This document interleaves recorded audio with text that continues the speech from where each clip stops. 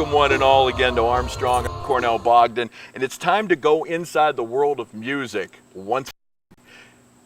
I don't think you can go very far when it comes to magazines like Guitar Player, Guitar Magazine, Music Magazine without seeing my next guest on either the front cover or somewhere within the confines of that magazine. In fact, it's scary if you can pick up a magazine and not have something written about Joe Bonamassa. Joe, welcome back.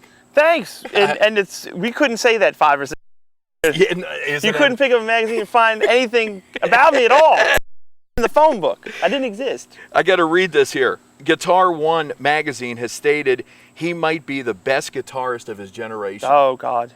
Well, I'll tell you what. I mean, I think I've been extraordinarily lucky, Cornel, over the last 5 or 6 years. People like you have helped me out and immensely because, you know, it started off as a very, very small little cult following and it's kind of grown into a bigger, you know, following.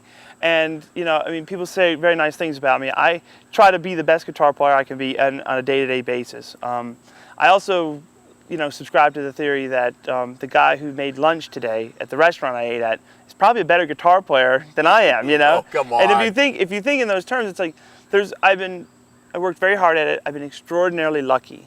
And that's really the difference, I think, for me. It's like I've been very, very lucky in it. So for me, when a magazine says something like that, I'm like, well, you know, maybe you think that about me, but you just haven't discovered the kid in the garage, you know, just who could just smoke everybody. Well, just to let you know about Joe, he plays over 150 shows a year. He constantly puts out great new music. A double live CD is his new venture right here. Hopefully the camera can see it. It's called Live from Nowhere in Particular.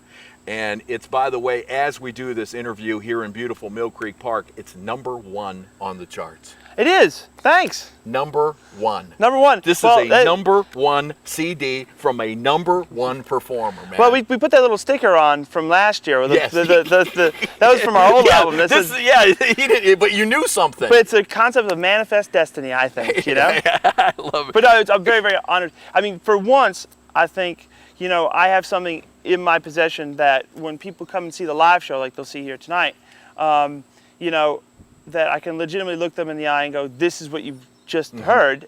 Only, you know, there's not a bad seat in the house. You know, the sound is perfect and, you know, and it's mixed and you know, I'm singing in tune and playing in tune. And it's like, I think that's what I'm so proud of it, you know, is the fact that it's really something I can give to the fans and say, hey, listen, if you like the show at all, you'll like this record. So. Well, I love when I find it very funny and very intriguing when people come up to me and they'll say, you know, I love that new guitar player, Joe Bonamassa. I love that way that new kid sounds. And I'm, you know, like you're some sort of overnight sensation. Yeah. And I think to myself, here you are 20 years basically in the business. You're 31 now, 31. Right? You know, and you've been fine-tuning your craft for 20 years to become an overnight sensation. Yeah. That's not too bad. It's not too bad. I mean, I would have waited 22 years and then would have quit. But no, it's funny how it works. You know, it's like I started, my first paying gig was November 11th, 1989. And next year will be the 20th anniversary concert that I think we're going to organize for my hometown in Utica.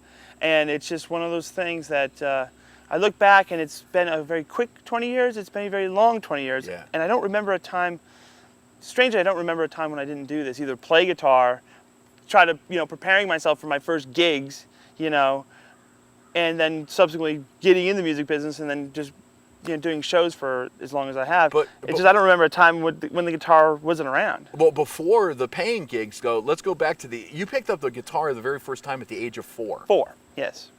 4 years old. Yeah, it was like. And do you remember? Can you go back to that? Well, I can go back.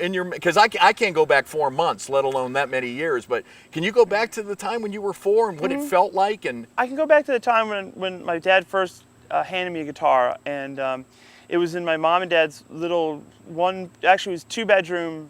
You know, in the Northeast they have the 2-family houses. Oh yeah. You know, my grandparents lived upstairs, mom and dad lived downstairs. That's how it worked. And then, you know, your other relatives lived 3 or 4 blocks away, and that's it. So we lived in the bottom of a 2-family home, and you know, it was very, very small. You know, it probably has as much square footage as the bus over there, and and we lived there. And I remember my dad putting my first guitar in my hand, And it was like, you know, I remember going, this is really comfortable and this is really, you know, fun. And but I go, but this is too big. So he recognized that it was too big for me to hold. So he bought me like a little shortened scale guitar called a Chiquita, which was basically the first travel guitars. Okay. And they were designed for, I think, the guy from Jefferson Starship or something like that. It wasn't Airplane, but Starship. No, Starship. It was not Jefferson Starship, Starship. And it was designed for him so he could just take something on the plane or in the bus or something like that. And it was perfect for me. And then I got a classical guitar around the same time, and I started playing. I really actually dug the classical guitar because it didn't have an amp and it was louder. So I just started messing with that, and I took some lessons, and you know, was doing some classical music, and then I was playing some like blues, and I heard, you know, Eric Clapton for the first time, and it just floored me. And then I heard John Mayall and the Blues Breakers and the Jeff Beck Group, and I was like, wow, I really dug it, you know. And I really liked the louder, heavier blues. And for me, that really kind of boiled down to I had to make a choice whether I wanted to keep on the classical discipline or go into this blues thing. And you know, quite frankly, playing an E chord through a Marshall amp is a lot more fun than sitting like this. The power chords got to make you feel good. It's still fun. Like when the guitar is like super in tune and you feel the power of the PA, there's just like no bigger feeling. So I wish I could tell somebody there's some kind of folklore when it comes to Joe over here, that he laid his guitar down at the crossroads and he made some kind of deal, and all of a sudden he started to play real good when he was 4. It didn't go that way. You practiced. I practiced 5 hours a day. Okay, every day. Every day. Yeah. And I practiced 5 hours and really was you know, dedicated, almost to the point where my parents got concerned and literally would kick me out of the house and say, you know, go out and play basketball, go out, ride your bike, do something. It's like you sit and play, all you do is sit and play guitar all day long. It's like, well, this is what I enjoy, you know? I just would go into my own little world and I would just practice and I would jam along with CDs and I would learn something. And I'm kind of a shy person, but I'm a very competitive person. So it's like my dad was a player. So if he learned a new lick, I had to either learn the same lick and play it better or beat him at, you know. And that was the way I always looked at it. There was some kids that played in school and just very competitive and very, you know, determined. I refused to fail. That was my thing about it. It's like if something got me very frustrated, I was able to put it down and then, you know, stomp my feet and then think about it. Yes. And go, I refuse to let this beat me, and I'm gonna, you know, and I'm still like that today. Well, you're talking like an athlete. Well, if I was sitting across from Tiger Woods or Michael Jordan, they would be saying the same thing. It's a bit like that. I mean, it's a bit. I mean, now the situation is different. I'm on the cover of magazines, and you know, Guitar One is, you know, it's like they say that very nice thing, and Guitarist magazine says the new king of the blues, and I was like, well, I didn't ask for this. Say, whoa, you know, and then now you got 3,000 guys out there at the shows going, okay, show me something. Yeah, right. So now it's a whole different set of. Oh, that's true. From being that's the underdog true. to being the guy to beat. It's like, well, it's not a bad place to be, but it's also that's what. When people ask me, like, well, what makes you practice now? I go, that's it. Trying to be different, trying to expand my own horizons, and never stop learning. Well, let's segue from that really early Joe Bonamassa at 4 to about 12 years old. And you told me in a radio interview many years ago, and I thought it was the greatest quote. You said, Cornel, I just wanted to make enough money on the weekends to buy Nintendo games. I did. Yeah, and here you are at 12 years old. You're not only opening for B.B. King, the king of the blues, right, but also jamming with him on stage. Jamming with him on stage. Joe, it still gives me chills to this day. If you had to pinpoint one person in this world that is the reason why I'm sitting here, is probably B.B. King. Maybe my parents are equally, you know, because they made me, basically. But my daughter says they borned you. Yeah, exactly. Yeah.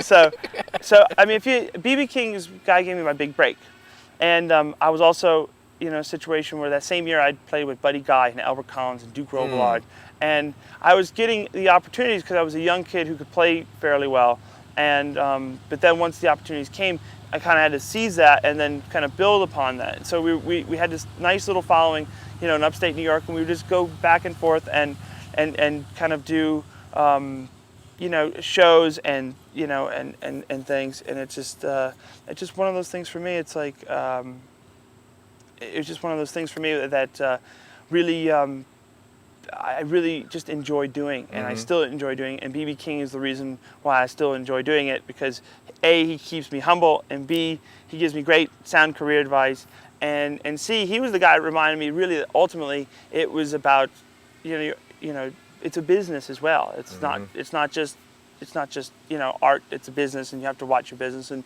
know all facets of it. It's like I try to learn my bus driver's job and be sympathetic to his cause, and my tour manager's job, and guitar techs, and production people and stuff like that. So those are the kind of things I learned from B.B. King, and that's what I kind of took from it. Well, it's hard for me to believe that a guy from upstate New York, Utica, New York, can learn to play the blues the way you have over the years. And I know you really don't like to be labeled as a blues guitar player, and I hate doing that to you. But because you play the power chords, right. You play the ballads, you play acoustic, yep. You play classical. I've seen you play basically everything. I've seen you play country. Yeah. So just to label you as a blues, but where did that draw come from? Was it something from your parents that were you listening to that kind of music at home, or where did that come from, the blues influence? I met a guitar player named Danny Gatton when I was a kid. Around the same time I met B.B. King. Okay. And it was at a blues festival, and he let me sit in with him, and he's like, "Here, kid, play my guitar," and he tied its strap into a knot, and so the telly would sit properly on me. And it was one of those guys who I didn't know at the time, but I just knew him as Danny. So. And he went on to become a legendary guitar player in his own right, and he was one of the most versatile players I've ever run across, in the sense that he was an expert. They always have that term. It's like, master of all. It's like, was it bearer of all things, master of none? Yeah, it's like, yeah, right. He was a true master of everything, and he knew all about jazz and country and rockabilly and classical music, and he knew about blues, and he knew about rock, and he was sympathetic to all the styles. And when I started hanging out with him, he goes, "Kid, you don't know anything about jazz. Like, do you know who Charlie Christian is?" I'm like, "No." He goes, "Do you know Django Reinhardt?" "No." Oh, like, wow. do you know Howard A. Reed from Vincent and the Blue Caps, and Jimmy Bryant and Buddy Emmons? You ever heard of Buddy Emmons? No. Do you know Les Paul? I see you play a Les Paul. Do you even know he's a guy, that plays at the Iridium every Monday night?" I'm like, "No." And it's like, all of a sudden, it's like my world went from mono to stereo, even quadraphonic. I mean, it was Wow. like all of a sudden, like I'm listening to Charlie Christian records and Les Paul records, and I'm listening to Danny Gatton records, and so he by de facto has all those styles in him. So I'm hearing where it came from and putting it all together. Hence, I took from him that it's not good to just be a one-trick pony, because you never know when you're going to need it, and it's always good if you're going to learn an instrument. Why not just learn all the classic American styles and even the classic European stuff? Like Learn a little bit of everything. Learn a little bit of everything. Yeah. It's like, why? There's nothing wrong with that. I think now we're in a generation of musicians. In some respects, others it's different, where they just learn enough chords to write a song, and you take them out of their comfort zone. They're like, "I don't know what I'm doing." To me, I think there's something to be said about learning your instrument and actually working at it. So. Well, I first met Joe in 1994, and you were in this little band that was called Bloodline. Yeah. And I want to read a review for you from 1994. This will probably embarrass the hell out of you, but in 1984, 3 out of 5 members of Bloodline are offspring of musical legends. Drummer Aaron Davis is the son of Miles Davis. Waylon Krieger is the former Doors man, Robbie Krieger's son. And Barry Oakley Jr. is the child of the late Allman Brothers bassist. And here's Bloodline's lead guitarist, Joe Bonamassa. Not a bloodline of anybody, but he is certainly the prodigy in this group. His rocking guitar on this album practically overwhelms the other members of the group, who are all fine musicians. Where'd you find that? This I guess you 1994. Google that. Yeah, now how old were you at this time? I did my Bloodline record. I was 15. I was about a month away from getting my driver's license. And what memories does this whole situation bring you? Because that was such a great band. It was a great band, and we were a tragic figure, because we were all a bunch of punk kids. Okay, who thought we knew everything, including yours truly. And we just thought, because we got signed to a major label and we were going around, and we had a tour bus like that, or that one's actually nicer, but we had a tour bus, when we can only draw 30 people. and we're spending thousands and thousands of dollars a week, and we're you know, pretending like we're, you know, big rock stars when we're really not. And I look back at that band, and we were a dysfunctional group, but we were a close group, and we grew up together, but we were ultimately so dysfunctional as a unit that it just wasn't a healthy thing to continue on. Gotcha. And quite frankly, there wasn't enough money in it for anybody. Right. The label included. It's like, you know, people will put up with you if you sell records. And I learned if you don't sell records and you're in a dysfunctional band, You end up in the cutout bin. you're the first to go. You know, it's like, how funny is that? And you know, I learned a lot about it. I learned a lot about the business. I learned a lot about the record business in a sense. Now that I have my own label, after going through EMI and then Epic and, you know, a few others, to me, it ultimately boils down to, it's like, you know, a lot of bands, you know, they show up and they go, hey, you know, we got signed to so-and-so, and they, you know, to celebrate, we went out and they took us all out to dinner at Smith & Wollensky in New York City, and they spent like, you know, $5,000 on this dinner. And you're like, no, you spent $5,000 Right. on this dinner. Because everything you do, it's like, so if you need posters to promote yourself, take posters to promote Right. yourself. If you need a little tour support, you know, to add a keyboard when the music really calls for a keyboard, and take that tour support. Okay, do you want to waltz out there and basically, you know, show up in a you know, brand new tour bus, spending $1,000 a week when you really shouldn't, and you should save that money and build an organic following and you know, start small and let it snowball? Absolutely. Some people are impatient like that, though. It's like, you know, again, we talked about 20 years. It's like, Right. I could have easily went down that road and saying, well, I'm pretty impatient and I want it now.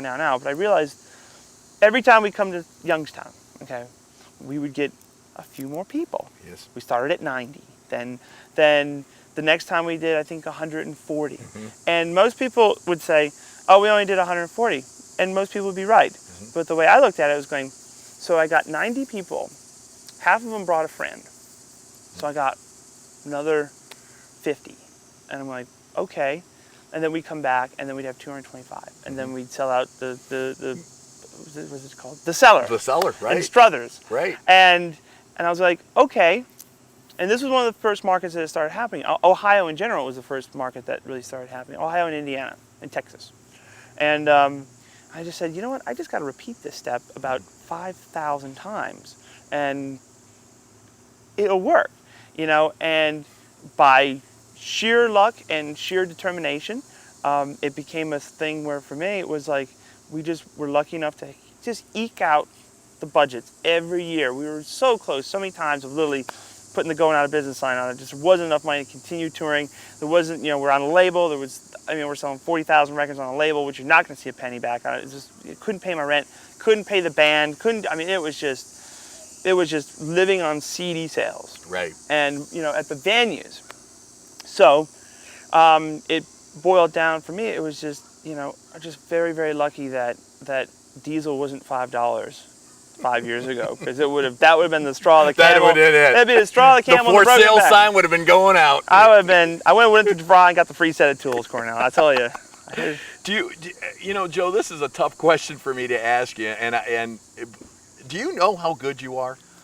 I know how bad I am, and What do you mean by that? I know how bad I am. I know what I need to work on, and I know my weaknesses, and I know how to hide them very well, and that's it. Wow. That's it.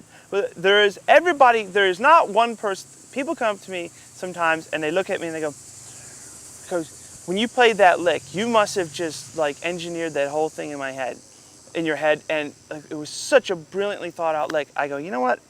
I'll give you a little insight, and it may take me down a peg in your mind. And most artists wouldn't even do this, but I'm a firm believer that, you know, I play guitar at night and then during the day we go have lunch. I'm just a really shy, normal person. And I told him, like, listen, most of the time I'm up there on stage, I'm just trying not to screw up. And the fear of embarrassment in front of a lot of people actually makes me a decent player once in a while. And that's really it. That's Wow. it. That blows me away. I don't think So another, you don't see like well, what other people see. I don't see that. I actually have And I'm not trying to fans- be. I'm not trying to be. I like, understand that. facetious. I understand that. I actually have fans though that say about your music, the hair stands up on the back of their neck when they watch you play. Well, that's good. I mean, again, I do recognize that there has been an emotional connection to some of these songs. Oh yeah. And there's been a few. Heartaches from Nichols, the song of Warren Haynes wrote for me, and they liked our version. I wrote the song with my friend Mike Himmelstein in California called Asking Around for You. Sure. And not only do I get requests almost every night, for dedications to, people's loved ones, but I also see on YouTube, because we have a lot of free time sometime late at night, that they play it at weddings.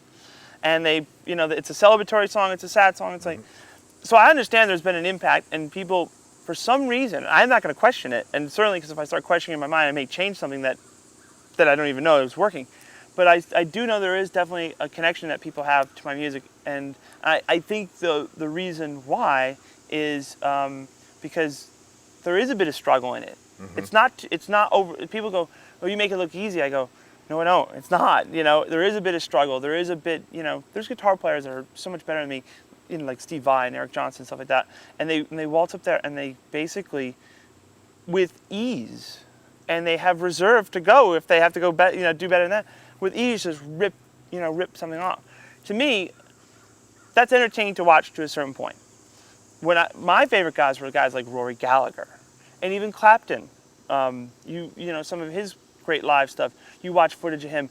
He's holding on for dear life in some of those places, but it's that tension and that somebody walking the high wire without a net. And sometimes you fall off of it. Something can go wrong at any time. Something go wrong, and sometimes you fall off, and sometimes you stay on, and it's great. And if you fall off, you have to laugh at yourself. You can't take yourself too seriously and storm off the stage. But that's how I view my playing. Is that I know I'm a decent guitar player. I know I have a bit of natural ability, but I've worked very, very hard. So. I could talk to you for hours and hours, and I want to make sure we discuss the new record. Yeah. One of the things that is near and dear to both of our hearts is blues in schools. Yes. And it's a big priority with both of us. In fact, I know how involved you are. A couple years ago, we both did an appearance together at one of the local schools. The thing I get the most out of going to schools and to universities is, in talking about blues, is you see one or two people, maybe that's what a teacher gets, the same thing, but you see one or two people that the light comes on, and you think that, oh my goodness, they're going to go explore a genre that they might have not touched before. Yeah. What do you get out of blues in schools? And explain blues in schools for people that really don't know what we're talking about. It basically sums it up in the title, but... Yeah, blues in schools is basically artists going into schools and basically introducing kids who would not normally be introduced to the blues or Americana kind of music. You introduce inner city kids or any kind of kids to that kind of music, and you just go in there and you kind of basically have to sell the genre. For me, doing the blues in schools for as long as I've done it, it's always been a 70-30 split. 70% I like giving back because I feel very, very lucky. And I think there's no better way to give back than to do something free to educate now that I'm 31, the youth of America. And, it really doesn't, I mean, if I'm tired and I'm sick, yeah, it's a bit draining. But if I'm feeling good and God forbid can keep the weight off this time, it's really not a bother, and it's such a pleasure to watch kids. And I waltz in there and I say, "Hey kids, do you like Led Zeppelin?" Everybody goes, "Yeah, I love Led Zeppelin." "Do you like Jimi Hendrix?" "Yeah, I love Jimi Hendrix." "Okay, then you've heard the blues." Yeah. And they're going, No. It's like, it's true. Right. And then you just show them how the family tree of the blues is built up from Robert Johnson to basically, Muddy Waters and Howlin' Wolf and T-Bone Walker to B.B. King, and how B.B. King influenced, not only, other traditional blues artists of the time, but also guys like Mick Jagger and Clapton and, Freddie King came along after, and then all of a sudden you get bands like Led Zeppelin, and all of a sudden, because of the blues, you have a band, called Led Zeppelin, and then because of a band called Led Zeppelin, you have a band called Black Sabbath. And now we're off the rails. So you can trace every musical style, even hip-hop, down to the blues. That's true. So that's why I do them. That's the 70%. The 30% is also self-preservation. I believe firmly that if we do not have a new generation of fans, and I've been lucky enough to where we draw a younger crowd than most of the blues-based acts now. I firmly believe that if we don't have a new generation of fans, that blues in 10 years, maybe sooner, could be in real danger of being sharing the bill at the Kennedy Center, on John Philip Sousa night, once a year as part of the historical Remember That series. I don't think it's ready to be put out to pasture just yet. I think it's up to the artists to make interesting records, think about them, and okay, so they're gonna come back at me and say, okay, well, you have a budget to make a record. Okay, I made a record called Blues Deluxe for $7,000. Okay, that's not an expensive amount of money to make a record. But you have to think about it first. You have to care about the project. You have to care about the sound of it and going, how is this going to be different than everybody else? And that goes back to that competitive thing in me. It's right. like, when we play blues festivals, I'm everybody's best friend. We sit back here in the afternoon, we'll open up. You get up on stage, you want to rip them apart. We'll sit back here, when the sun's about ready to go down, we'll open up a good bottle of wine that we have stashed away. We'll sit and talk with all these blues artists, and we'll just eat, drink, and be merry. When I get on the stage, you are not my friend anymore for those 2 hours. I'm trying to kill you. I'm just like, and that's basically an insight into how I do it. Now, some days they beat me, and then when I get beat, I go, how do I figure out how to do that? You just learn from that, and that's the competitive nature. And then, ultimately, I think the fans benefit from that competition. Backstage at Woodstock wasn't all peace, love, and rock and roll. It was like these bands were going after each other, but then in a friendly way. That's true. And so then you get titanic performances by Joplin and Joe Cocker and Sly and the Family Stone and Hendrix, looking to beat everybody. Same thing with Monterey, the Who and Jimi Hendrix.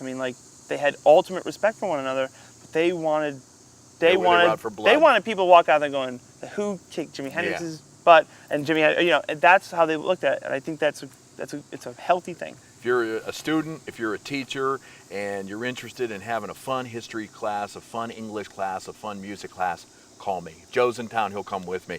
Real quick here, let's talk about the new record, From Nowhere in Particular, live from Nowhere in Particular. To sum it up, for me, reading the liner notes, listening to the music, it's sort of like a labor of love, something that you wanted to pass along to your fans. It was a fan appreciation record. That's and what I thought. It was an idea that I had last year, saying, you know what, I don't want to just keep releasing studio albums every 18 months. And people go, well, when's the next DVD going to come out? Well, we have an idea what we're going to do about that, but I can't say that now. But this record here, I was like, we were going to do a one-shot deal at the House of Blues in Chicago or something. And I look at, when you plan for a live record, you have to plan ahead. You can't just get equipment trucks and Kevin Shirley and everybody, on a 2-day notice going, hey, I'm going to record on Saturday. You free? This is not going to happen. So you have to plan There is planning. There is always planning. All right. Especially when you have, that kind of thing. So we're headlining the House of Blues main room in Chicago. It's a beautiful, big place. A lot, like 1,800 people were there. And so it was like, that was going to be a big gig. We knew it was a nice sounding room, good stage. So consequently, I started thinking about it. I go, well, what happens if I get sick? We were out touring about 6 weeks before this show. And it was a long tour. It was a 14-week tour. It was midpoint. What happens if I get sick? Then I started going, what happens if I just plain, I'm not good that night?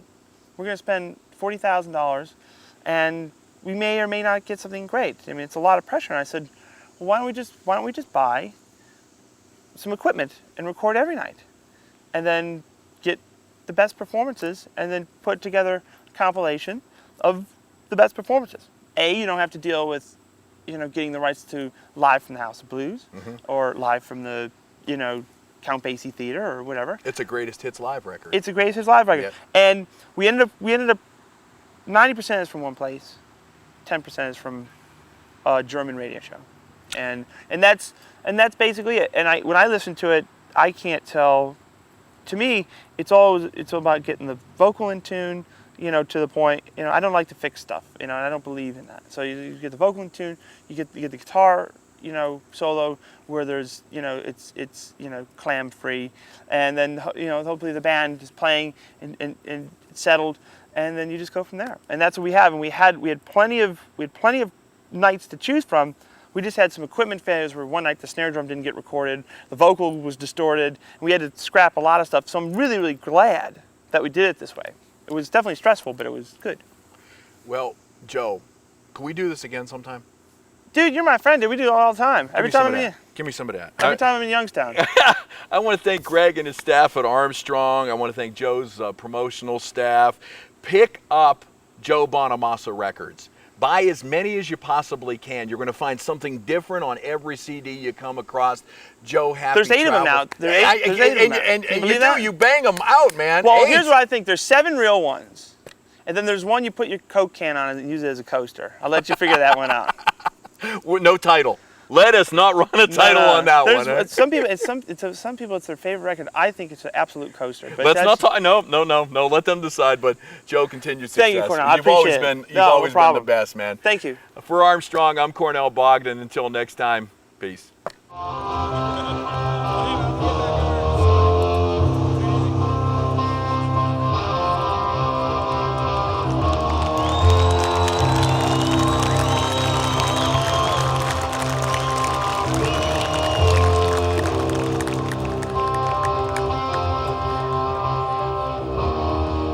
You don't hear me in a battle of sinners and saints. Oh, you don't hear me in a battle of sinners and saints.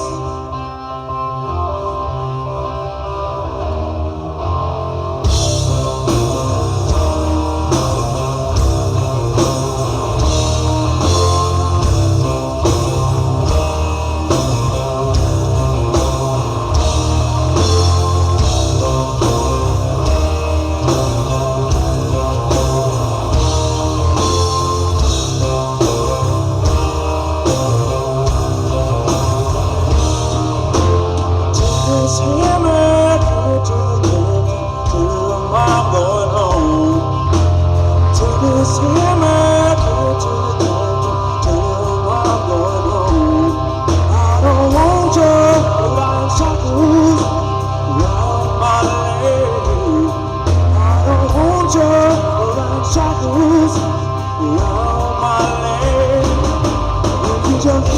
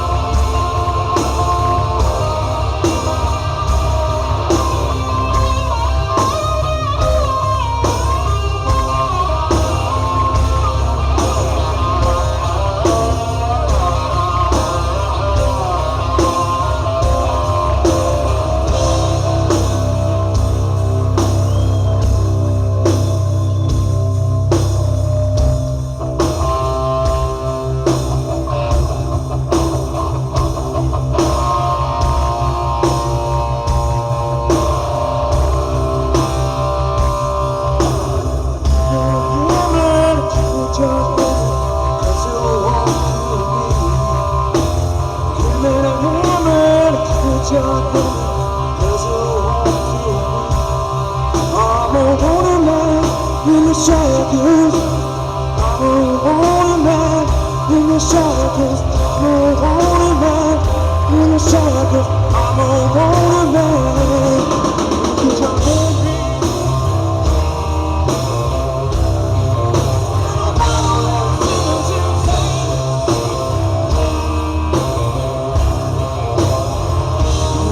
Cause I'm hungry.